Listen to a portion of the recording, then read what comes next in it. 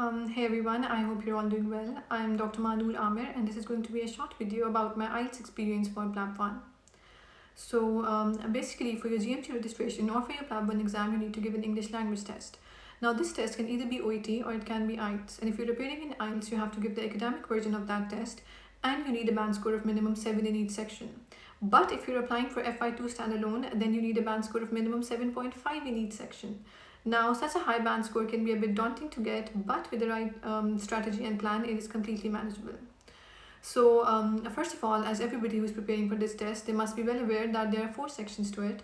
That is the listening, reading, writing, and speaking.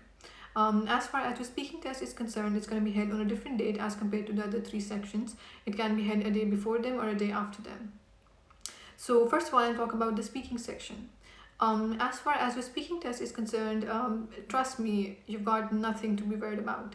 It's going to be completely simple, basic, general, and you just have to be calm, composed, collected, and confident, and you just don't have to be nervous. They will ask you some questions. The questions will be simple and basic, and if you're confident, you will be fine. It's not going to be rocket science. They're not assessing your knowledge on something. They're just assessing your conversing skills, and it's going to be a simple test. That your conversation with the examiner will be recorded and your final mark will be based on that recording. For example, in my exam, I had a female examiner and she asked me a couple of questions about my name, about my hobbies, about what I do for a living, and once I told her that I'm a doctor, so she was like, okay, imagine that you're on a bus and you have to guide the people on the bus about some public safety measures regarding COVID. And she gave me a moment to think about that. So the point being is that it's simple, you don't have to be worried about it. They're gonna give you some tasks, they will give you some time to think about that, and then you'll have to talk about for a minute or so, followed by some of the general questions, and that's it. You will be fine. If you're confident, you will be fine. So I think that's it about the speaking test. And now coming towards the other 3 sections, that are the reading, the listening, and the writing. As far as the reading section is concerned, so one technique which really helped me and which really helped me save time was that read all the questions before reading the passages. If you read all the questions before reading the passages, you will know how to read the passage, what to extract, how much in depth you'll have to read each paragraph, and what you can avoid. So if you read all the questions, quickly skim through all the questions first and then come back to that respective passage, you will save a lot of time, because I think time is the biggest enemy in every exam. So I think you will save a lot of time and that will really help you in the reading section. So now coming towards the speaking section. In the speaking section, you will be given a pair of headphones, you will hear a recording, and you will have to answer the questions concerning that recording simultaneously. So it can be a bit challenging because you're doing both things simultaneously, listening and answering at the same time. But one advantage that you will have in that section is that you will be given time prior to the recording being played to read all the questions. So for about 30 seconds you'll get, and you can read all the questions, but you'll have to practice some quick reading, because you have to read quickly, and then once the recording is played, which is only played once, you will have to answer all the questions simultaneously, because you can't afford to read and then listen, because I don't think your brain can work that way, at least mine couldn't. So just quickly read the questions first, and then once the recording is being played, be all ears, and then quickly answer, and you will be fine in that section as well.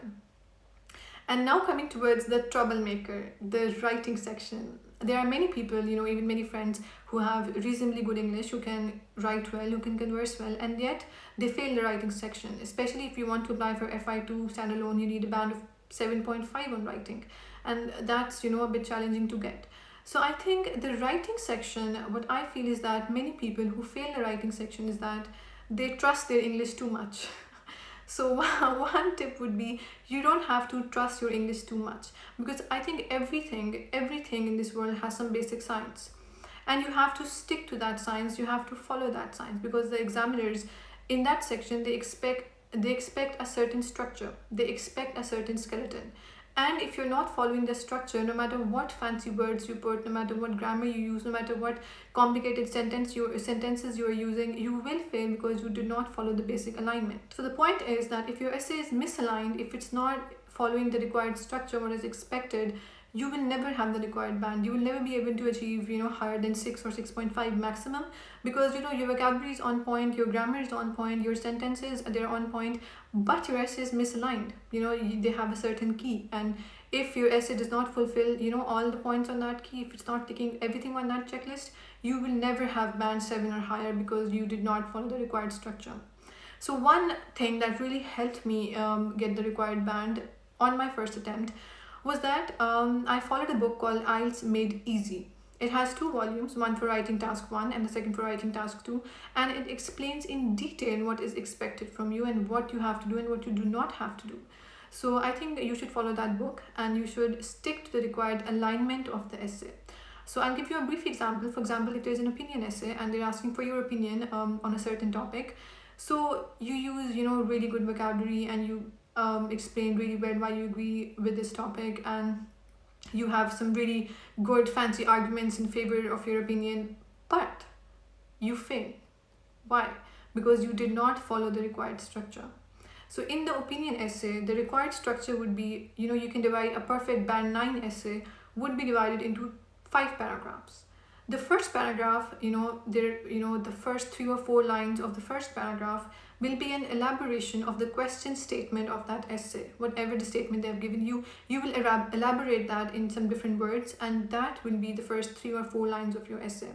Now the last line of your first paragraph will be your opinion. What is going to be in that essay, that's going to be the last line of your paragraph. So that will be your opinion.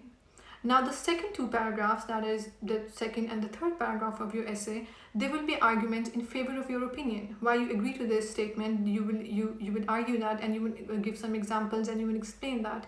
So they will be arguments in favor of your opinion. Now one thing which many candidates miss, and which many candidates, they miss that, and that is why they do not have the required band, is that they do not write a paragraph on the opposite opinion as to why many people disagree with your opinion. You have to include that paragraph. So the 4th paragraph of your essay will be, some sentences about why many people disagree with this statement, and then you will have to write a few examples about, in favor of disagreement. Why many people disagree, what is their line of thought, and you have to write some examples as well. And then your 5th paragraph will be conclusion.